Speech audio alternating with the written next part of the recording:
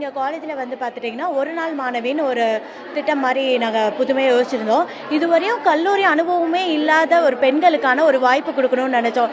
ஏன்னா நிறைய பேரோட அம்மா அக்காலாம் வந்து பார்த்துட்டிங்கன்னா காலேஜே போயிருக்க மாட்டாங்க. அவங்களுக்கான காலேஜ் லைஃப்பை மிஸ் பண்ணிட்டோன்னு ஒரு வருத்தம் இருந்திருக்கும். அவங்களுக்காக நாங்கள் சரி நம்ம ஏதோ ஒரு முயற்சி எடுப்போமே தான் நாங்கள் இந்த ஒரு நாள் மாணவி திட்டம் பண்ணியிருக்கோம். இது வந்து 2 நாள் நடைபெறுது, ஜனவரி 2 அண்ட் ஜனவரி 3. இது எப்படி நாங்கள் தேர்ந்தெடுத்தோம்னா ஒரு கூகுள் ஃபார்ம் மாதிரி நாங்கள் போட்டிருந்தோம். இந்த மாதிரி யாராவது விருப்பப்படுறவங்க இந்த ஃபார்ம் வந்து ஃபில் பண்ணலான்னு. அது நிறைய பேர் அதை பார்த்து ரெஜிஸ்டர் பண்ணாங்க. இன்னைக்கு 2ஆம் தேதி நிறைய பேர் வந்திருக்காங்க, நாளைக்கும் சில பேர் வருவாங்க. இதுக்காக நாங்கள் ஸ்பெஷலாக எங்களோட ஸ்டூடெண்ட்ஸோட காலேஜ் பஸ்ஸே அவங்க ஸ்டாப்பிங் போய் பிக்கப்லாம் பண்ணிட்டு வந்தோம். இன்னைக்கு எங்களோட மாணவிகளை அவங்களும் வந்து உட்காந்து என்ஜாய் பண்ணிட்டு இருக்காங்க. இன்றைக்கி வந்து பார்த்துட்டிங்கன்னா ஃபர்ஸ்ட் வந்து அவங்களுக்கு வந்தோடனே மெடிடேஷன் வந்து கொடுத்தோம். இது இல்லாமல் பார்த்துட்டிங்கன்னா சுயதொழில் பண்ணுவது எப்படி, இந்த சுயதொழில் என்னென்னலாம் இப்போ இந்த காலத்தில் இருக்குது, அதை எப்படி நம்ம நல்லபடியாக கொண்டு போகிறதுங்கிற கிளாஸும் எடுக்க போகிறோம்.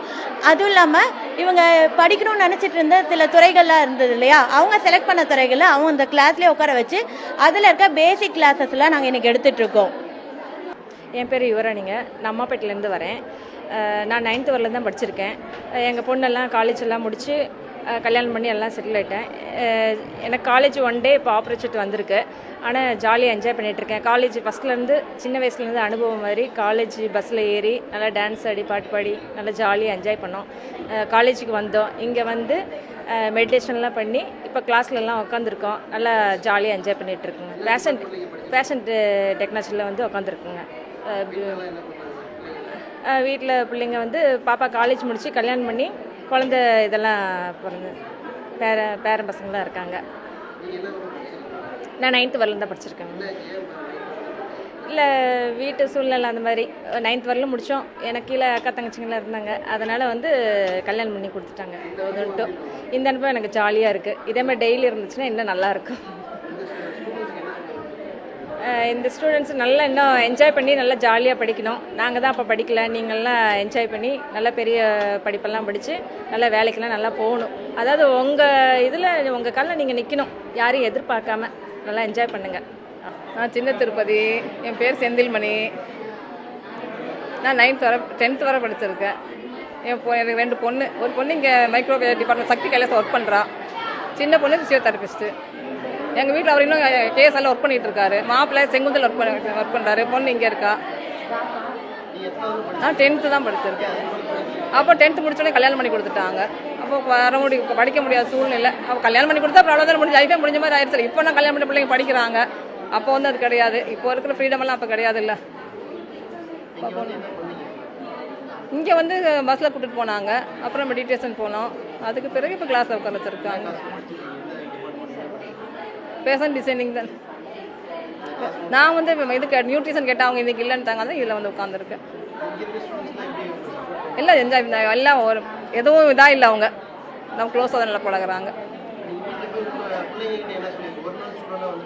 எனக்கு ஒரு நாள் சொல்லி இவங்க விளம்பரம் கொண்டவுடனே எனக்கு நல்ல ஹாப்பி ஆயிடுச்சு. அப்போவே எனக்கு ஒரு ஜாலியாக தான் இருந்துச்சு. சரி நம்மளால் போக முடியல காலேஜுக்கு, இன்றைக்கி போகிறோம்.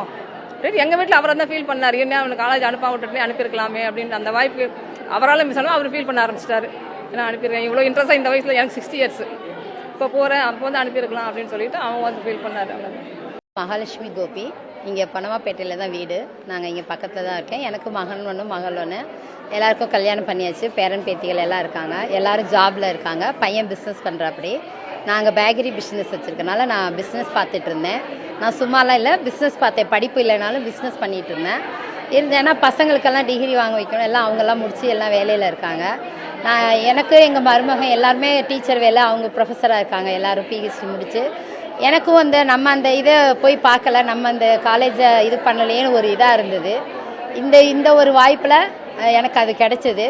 இது நான் படித்த மாதிரியே நானும் டிகிரி வாங்கின மாதிரியே ஒரு ஃபீலிங் வந்துடுச்சு எனக்கு. நான் +1 வரைக்கும் படித்தேன். அதுக்கப்புறம் வீட்டில் மேரேஜ். நாங்கள் எல்லாம் பொண்ணுங்க, 4 பொண்ணுங்க அப்பாவுக்கு. அப்போ எல்லாம் என்ன பண்ணுவாங்க, நல்ல மாப்பிள்ளை வந்தால் கல்யாணம் பண்ணி கொடுத்துடலாம் அப்படின்னு பண்ணிடுவாங்க. இங்கே ஹஸ்பண்ட் வீட்டில் வந்தால் பிஸ்னஸ்ஸு அவங்க, அதனால் படிப்பு நாங்கள் படிக்கலை. அந்த ஒரு இதனால என் பிள்ளைங்களுக்கு நான் டிகிரி வாங்க வச்சு எல்லாரையும் பண்ணிட்டேன். முயற்சி பண்ணி அவங்கெல்லாம் படிக்க வச்சாச்சு. இப்போ பேரங்க எல்லாம் படிக்கிறாங்க எல்லாமே. ஆனால் நான் நம்ம படிக்கலையே அப்படின்ற ஒரு ஃபீலிங் இருந்தது. அந்த ஸ்கூல் படிச்சிட்டோம், காலேஜ் பார்க்கலையேன்னு ஒரு ஃபீலிங் இருந்தது. பிள்ளைங்களுக்கெல்லாம் கூட போயிருக்கேன், டிகிரி வாங்குறப்ப எல்லாத்துலேயும் நின்றுருக்கோம். இருந்தாலும் இன்றைக்கி நான் ஒரு ஸ்டூடெண்ட்டாக உட்காந்து இங்கே பண்ணுறது எனக்கு ரொம்ப, நான் வந்து காலேஜே முடித்த மாதிரி ஒரு ஃபீலிங் வந்துருச்சு எனக்கு. இதை நிறைய இதாக நினைக்கிறேன்.